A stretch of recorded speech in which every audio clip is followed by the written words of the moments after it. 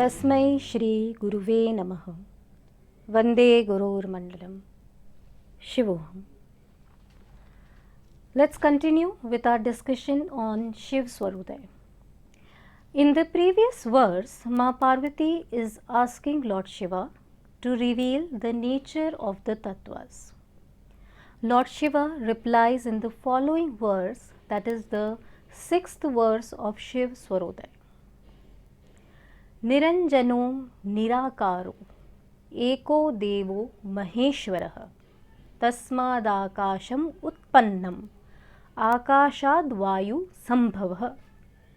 First, let's understand the literal meaning of this verse. The Maheshwar, the only one who is pure and formless, and from him arises the Akash Tattva, and from Akash Tattva arises the Vayu Tattva. Maheshwar is one of the name of Lord Shiva himself. This verse helps a practitioner to understand the source of creation. We tend to understand God in some form, and obviously seeing the God as a human makes us connect strongly to a personified God. But when we understand God as a form, we cannot understand the attributes of a God completely, because the limitations are obvious when there is a form. The maximum that we can understand that God is a superhuman. But when you understand the two important terms that are used here, you will know the real meaning of omniscient, omnipresent, all-pervading God. The first term used is Niranjan. Niranjan means the one that is spotless, pure, and it also means the one that is birthless. The word is composed of two words, Nih and Anjan. Nih means without and Anjan means spot and also kajal or kohl. The word kajal here means Maya. Maya means illusion or a veil that is creating an unseen division between the individual consciousness and the pure supreme consciousness. Through the practice or sadhana, this veil is lifted and one realizes that one was always the pure consciousness altogether, all the way. Lord Shiva in Kashmir Shaivism is referred to as Chaitanyam, the pure consciousness or the supreme consciousness.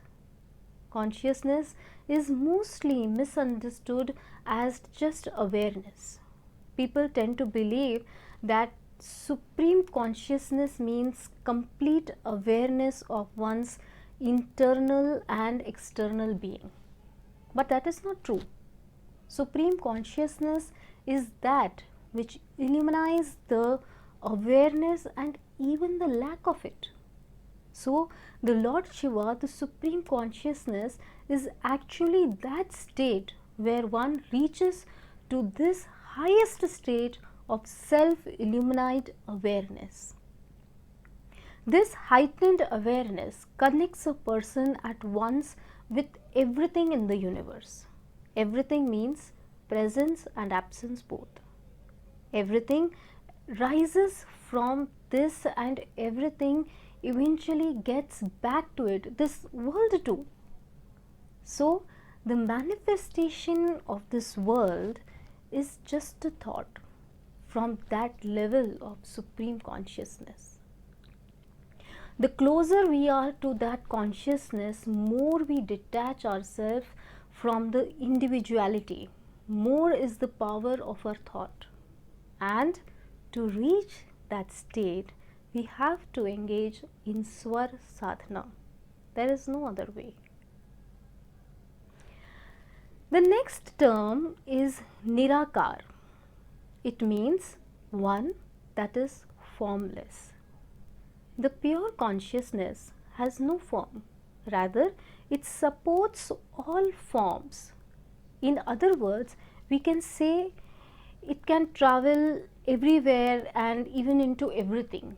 So, when one resonates with this pure consciousness, one realizes the oneness that pervades the whole universe.